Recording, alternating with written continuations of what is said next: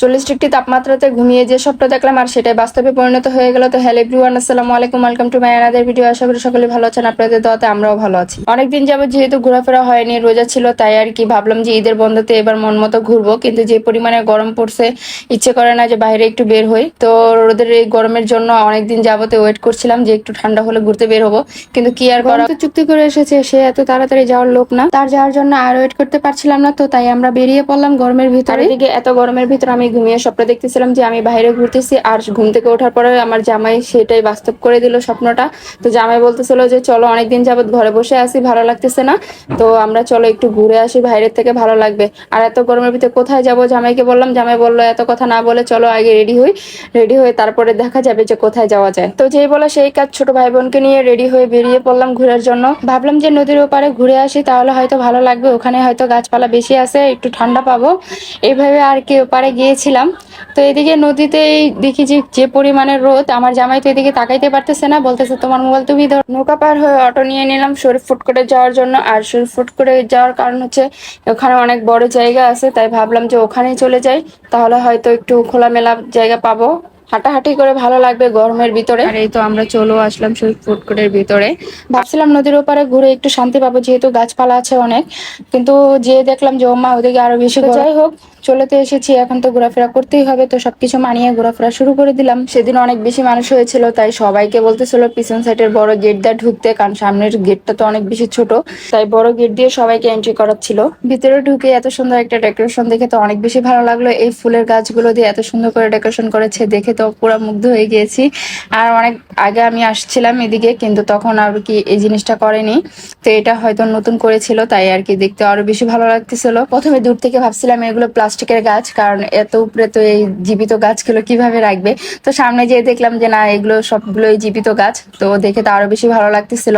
আর এদিকে টেবিল গুলো খুব সুন্দর করে সাজিয়ে রেখেছিল, আর এই জায়গাটা একটু ঠান্ডাও বেশি ছিল, যেহেতু গাছ ছিল অনেক, তাই এখানে অনেকক্ষণ বসেছিলাম আমরা। সুন্দর জায়গায় গিয়েছি, তার ছবি না তুললে কি হয়, আর এখানে বসে বসে অনেকগুলো ছবি তুলে নিলাম। আর এদিকে তো অনেক সুন্দর সুন্দর রাইড আছে বাচ্চাদের, তো এগুলো দেখে আমার কাছে অনেক বেশি ভালো লাগে, ছোটকালের কথা বেশি মনে পড়ে যায়। তো এই ট্রেন দেখে তো আমার শিশু পার্কের কথা মনে পড়ে গেল, কারণ শিশু পার্কে আমি অনেক বেশি উঠেছি এই ট্রেনে, তাই আর কি ট্রেন দেখে ছোটকালের কথা মনে পড়ে গেল। এই জিনিসটার নাম কি আমি তো ভুলে গেছি, তো এটা দেখে আমার কাছে অনেক বেশি ভয় লাগতেছিল, কারণ আগে এগুলোতে উঠতাম, তখন এতটা ভয় লাগতো না, কিন্তু এখন দেখে কেন যেন অনেক বেশি ভয় লাগে। আর এদিকে এই সুন্দর একটা প্রজাপতির গেট দেখে তো আমার কাছে অনেক বেশি ভালো লাগতেছিল।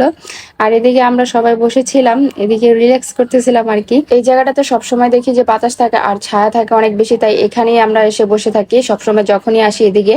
আর এদিকে আমগুলো দেখে তো আমার ছোট বোনের লোভ মানছিল না, আর তো আমরা বলছিলাম আমগুলো চুরি করব। তো এদিকে আমার জামাই বলতেছিল এই কাজগুলো করো না, একবার যদি ধরা খাও তাহলে ইজ্জত থাকবে না। চলে গেলাম রং বেরং কালেকশনের ভিতরে, তো ওখানে একটু ঘোরাফেরা করলাম। আর এই তো আয়না দেখে তো আমাদের ঢং শুরু হয়ে গেছে, তো এদিকে একটু ঢং করে নিলাম। আর এই তো সন্ধ্যার পর সব জায়গার লাইট গুলো জ্বালিয়ে দিয়েছে, তো যেদিকে তাকাই সেদিকেই দেখি ঝিলিমিলি ঝিলিমিলি করছে, তো দেখতেও ভালো লাগছিল। কালারফুল লাইট গুলো জ্বলছিল ঝিলিমিলি করে। এদিকে আমার ছোট ভাই আর আমার জামাই কাপল ডান্স দিচ্ছে, যেটা এখন আমি ভিডিও এডিট করতে চেয়ে দেখলাম, তখন দেখলে আর একটু ভালো করে ভিডিও করে নিতাম। যাই হোক, এদিক থেকে আবার আমরা বেরিয়ে পড়লাম, কারণ রাত হয়ে যাচ্ছিল, বাসা যেহেতু যেতে হবে, আর আমাদের বাসাটা এখান থেকে একটু দূরে, তাই। আর এদিকে আমার ছোট ভাই আর আপনাদের ভাইয়া সবাইকে বাই বাই দিয়ে দিচ্ছে, আর এদিকে আমি একটু ক্যামেরা ধরেছিলাম, এদিকে আমার জামাই ক্যামেরা দেখে একটু ঢং ঢং করতে চলে আসলো। আর এদিকে কি সুন্দর লাইটিং ছিল, তো এদিক দিয়ে আমি যাচ্ছিলাম, তো আমার জামাই বললো দাও আমি একটু ভিডিও করে দিই তোমাকে, তুমি দিক দিকে যাও। আর এদিকে দেখেন কি পরিমাণের মানুষ, ভাইরে ভাই এত মানুষ কোত্থেকে আইলো, সবাই সিরিয়াল ধরছে বের হওয়ার জন্য। আর এদিকে দইয়ের দোকান দেখে আমার দই খেতে ইচ্ছে করলো, যেহেতু এদিকে নাকি খাঁটি দুধ দিয়ে দই বানায়, তাই আর কি ভাবলাম যে একটা নিয়ে যাই বাসায়, তাহলে সবাই মিলে যেয়ে খাবো, তাই আর কি এদিক থেকে আমার জামাই একটা দই কিনে নিল। আর এদিকে ওনারা বলতেছিল এই ফার্মের গরুর দুধ দিয়ে নাকি তারা এই দইটা বানিয়েছে, তাই আর কি এদিকে গরুগুলো দেখতেছিলাম। বাইরে থেকে দেখলাম যে বাচ্চাদের খুব সুন্দর খেলার জায়গা বানিয়েছে, যাদের ছোট ছোট বাবু আছে তারা তো এখানে গেলে অনেক বেশি খুশি হয়ে যাবে। বের হয়ে দেখলাম একটা ফুচকা টঙের দোকান আছে এদিকে, তো এইদিকে ফুচকা দেখে তো আমাদের খেতে ইচ্ছে করলো, তাই আর এদিকে বসে গেলাম ফুচকা খাওয়ার জন্য। এই দোকানের ফুচকা গুলো আসলে অনেক বেশি মজা ছিল, অনেক বেশি টেস্ট ছিল, তো খেয়ে অনেক বেশি ভালো লাগছিল।